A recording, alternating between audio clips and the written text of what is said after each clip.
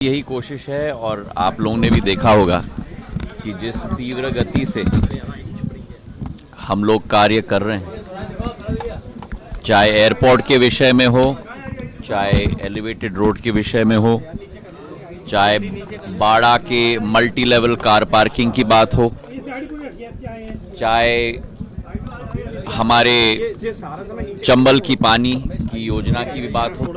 मैं हर सोमवार को समीक्षा बैठक लेता हूं सारे विकास और प्रगति की योजनाओं की, खासकर जो हमारा एयरपोर्ट है।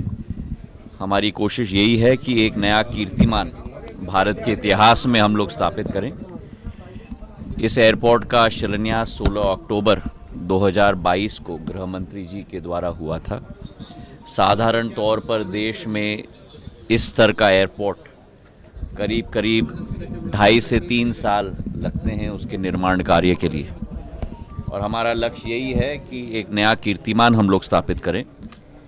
मेरी कोशिश है कि इसी वर्ष के अंत के पहले इसका पूर्ण समर्पण भाव के साथ जनता के लिए हम इस एयरपोर्ट को समर्पित करें, और उसी टारगेट के तहत हम लोग चल रहे हैं। आप देख रहे हैं कि तीव्र गति से कार्य भी हो रहा है। देखो, जैसे मैंने आपको सदैव कहा है,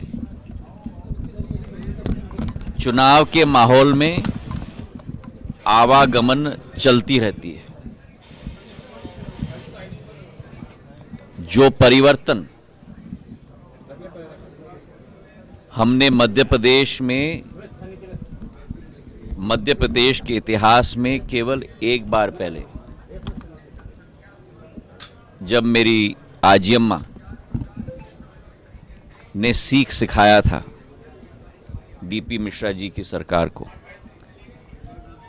सिद्धांतों और मूल्यों के आधार पर, और उसी इतिहास जिस कांग्रेस की सरकार ने वादा खिलाफी इस मध्य प्रदेश की हर जनता के हर वर्ग के साथ, चाहे वो किसान हो, चाहे वो नौजवान हो, चाहे वो महिला हो, और भ्रष्टाचार का आलम अपने 15 महीनों की सरकार में की थी। ये कोई साधारण बात नहीं है कि कैबिनेट के 6 मंत्री कैबिनेट मंत्री त्यागपत्र दें 15 महीने बाद। साधारण तौर पर हम लोग देखते हैं कि चुनाव के 6 महीने या 2 महीने पहले त्यागपत्र दिया जाता है, जैसे जो प्रक्रिया हम अभी देख रहे हैं। पर जिन लोगों ने अपने मूल्य और सिद्धांतों के आधार पर एक ऐसी सरकार को स्थापित की मध्य प्रदेश में, और उसका फल आज मध्य प्रदेश में हमें देखने को मिल रहा है। कांग्रेस की सरकार होती तो क्या ये एयरपोर्ट संभव होता? कांग्रेस की सरकार होती तो क्या एलिवेटेड रोड संभव होता? कांग्रेस की सरकार होती तो 1000 बिस्तर का अस्पताल संभव होता? कांग्रेस की सरकार होती तो क्या मल्टी स्पेशलिटी अस्पताल संभव होता? आज ग्वालियर और पूर्ण चंबल संभाग और पूर्ण मध्य प्रदेश का जो विकास हो रहा है, शिवराज सिंह जी के नेतृत्व में, जो महिलाओं के खातों में 1000 रुपए और अब 1250 रुपए पहुंच रहे हैं, कांग्रेस की सरकार होती तो क्या यह संभव होता?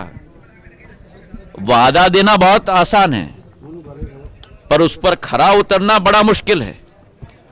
और खड़े उतरने का कार्य अगर किसी ने किया है तो भारतीय जनता पार्टी ने केंद्र में प्रधानमंत्री जी के नेतृत्व में, और भारतीय जनता पार्टी ने प्रदेश में शिवराज सिंह जी के नेतृत्व में करके दिखाया है।